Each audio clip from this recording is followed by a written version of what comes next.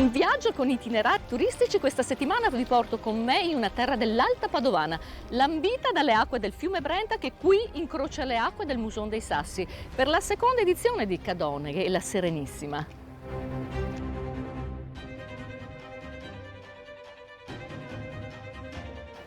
Par terra e par mar, per far rivivere le emozioni che legano Cadoneghe alla città più bella del mondo, Venezia, che legano Cadoneghe alla Serenissima e alla sua grande storia.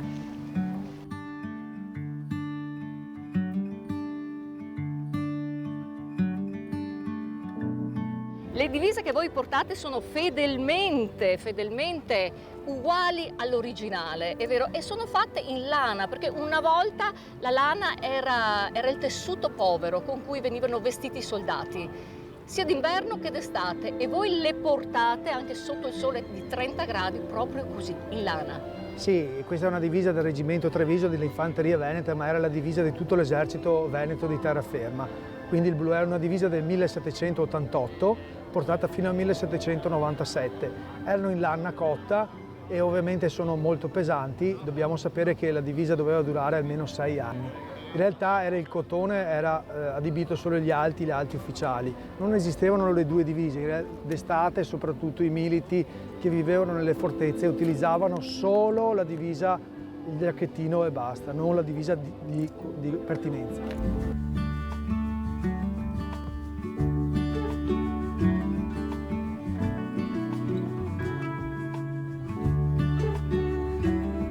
Ed eccomi con Sara Aranzato, assessore alla cultura. Buongiorno Sara. Buongiorno. La grande storia e il grande connubio che lega Cadoneghe a Venezia comincia da qui, dal fiume. Il fiume che ci parla della storia, una storia millenaria ma anche una storia di collegamento. Il fiume fu uno strumento una via di collegamento tra Venezia e Cadoneghe. I patrizi veneziani, il doge e tutto il suo seguito all'inizio della primavera risalivano la Brenta, così chiamata prima di essere il fiume Brenta, e arrivavano nei vari punti delle riviere, degli argini, dei fiumi come il Brenta, per soggiornare in villa. Infatti il nome villeggiatura nasce proprio da questa abitudine dei patrizi veneziani.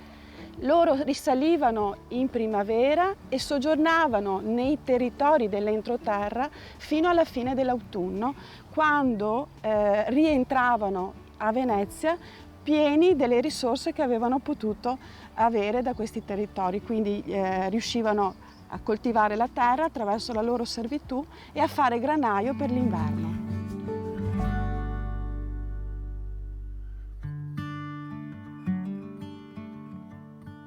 Alle nostre spalle Villa Mocenigo e a 2 passi dal fiume. Qui c'era proprio la passerella dove sbarcava il doge. Il doge con chi? Con la dogaressa, il seguito dei patrizi, la loro servitù. Ogni primavera arrivavano e soggiornavano in questa splendida villa del 1500. Una villa che racconta ancora oggi, dopo 500 anni, la storia di questi patrizi veneziani che arrivavano qui per coltivare i terreni e fare granaio per il loro inverno. Quante ville patrizie così conta il territorio? Il territorio conta 2 ville patrizie, questa Villa Mocenigo, appartenente al doge Mocenigo, e Villa del Ponte, di un'altra famiglia nota veneziana. Ma il territorio è ben più ampio. Oltre a Cadoneghe abbiamo tutti i paesi limitrofi e pensate, gentili telespettatori, ci sono ben 5.000 ville. Abbiamo sentito giusto, 5.000 ville da poter portare al nostro pubblico a casa. E quello che oggi comunque fa Cadoneghe con la sua manifestazione. Vuole riproporre anche i vestiti, gli usi e i costumi di un tempo. Sì, assolutamente, è una rievocazione che riporta in questi territori la storia di 500 anni fa, la fa conoscere e la rivisita per migliorare anche in certi casi il futuro, per dare collegamenti commerciali e per veramente aiutare il territorio ad essere inserito, speriamo, in un circuito turistico.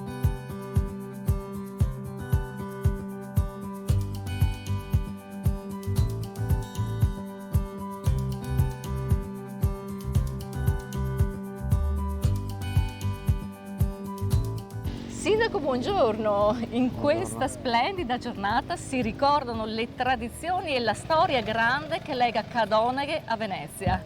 Proprio così, una storia grande e secolare, devo dire, collega il nostro territorio con Venezia, una storia fatta di cultura, di lingua, ma anche di fiumi, perché il nostro territorio con Venezia è collegata dalla Brenta. Dalla Brenta, si può dire nome femminile, perché una volta veniva proprio chiamata così. Poi l'aggettivo si è trasformato in maschile, Certo. però una volta il suo nome era la Brenta. Una terra questa in cui si parla ancora il dialetto e soprattutto lo si capisce. Esatto, è stato proprio il clou del mio intervento questo, parlare la nostra lingua, la lingua veneta. Ho chiesto ai miei cittadini: ma voi parlate veneto in casa, al lavoro? La stragrande maggioranza ha risposto affermativamente. La lingua veneta è ancora nel cuore dei cittadini di Cadoneghe ed è molto diffusa. E soprattutto la si capisce anche dalle altre persone, magari di chi arriva e viene ad abitare qui a Cadoneghe. Proprio così, è una sorta di seconda lingua che quando la si parla strappa sempre un bel sorriso e arriva direttamente al cuore, insomma ci si capisce subito.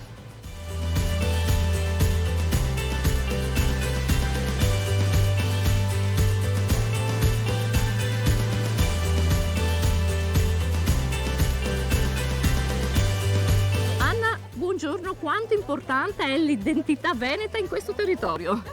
Direi molto, grazie alle associazioni qui presenti oggi possiamo ringraziare la Proloco di Cadoneghe e la Proloco di Noventa Padovana per tutto l'aiuto e il supporto, molto importante perché riusciamo a diffondere la nostra storia, la nostra cultura, diciamo a livello di Cadoneghe e a livello di provincia di Padova, Veneto e perché no, a livello internazionale. Manifestazioni che richiamano sempre molti curiosi, ma anche molti studiosi e molti turisti. Certo, lo scopo è anche questo, proprio di avere un volano con queste iniziative che possano permettere anche di dare un aiuto alle nostre attività commerciali, all'economia insomma, del territorio e perché no, un po' all'immagine anche stessa del nostro comune.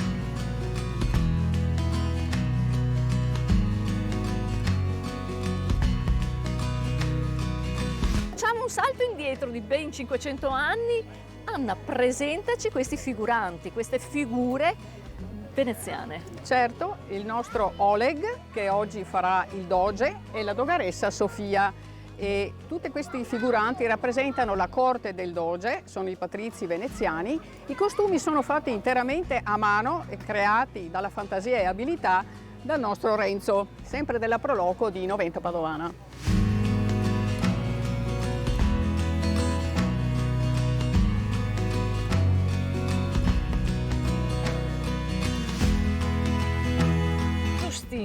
Cosa vuol dire per terra e per mare?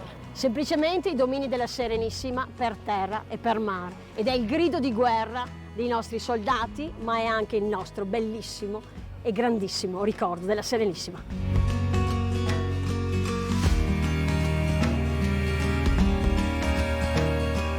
Adesso vedremo lo sparo in linea della fanteria veneta, lo facciamo molto lentamente in modo che possiate capire.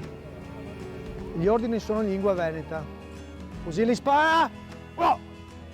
Fucile al petto! 1! Fusilieri parciarsi, innesca! 1!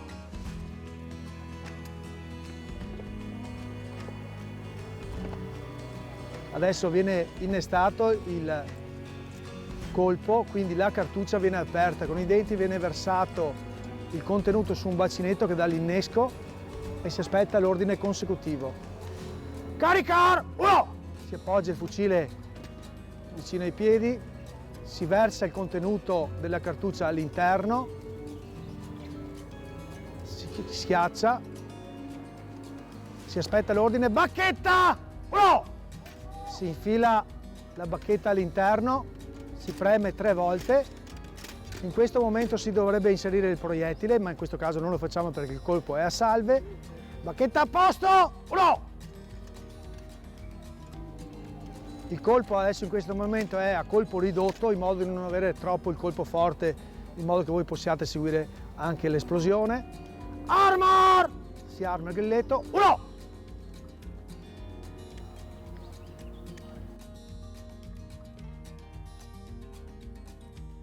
su e si spara il colpo. Passa Marco, tira!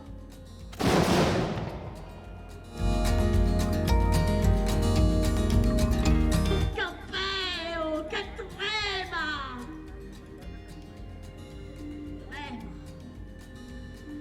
Trema ancora, Famagosta.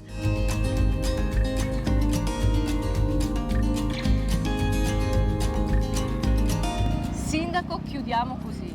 Noi altri siamo veneti e ci sentiamo veneti. Assolutamente sì, per non perdere le nostre tradizioni, la nostra cultura, per non dimenticare le nostre origini, perché innanzitutto noi altri siamo veneti.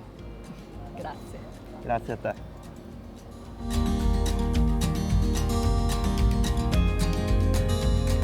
Lasciamo Cadoneghe, San Marco, il suo leone e 1600 anni di storia nei vostri cuori.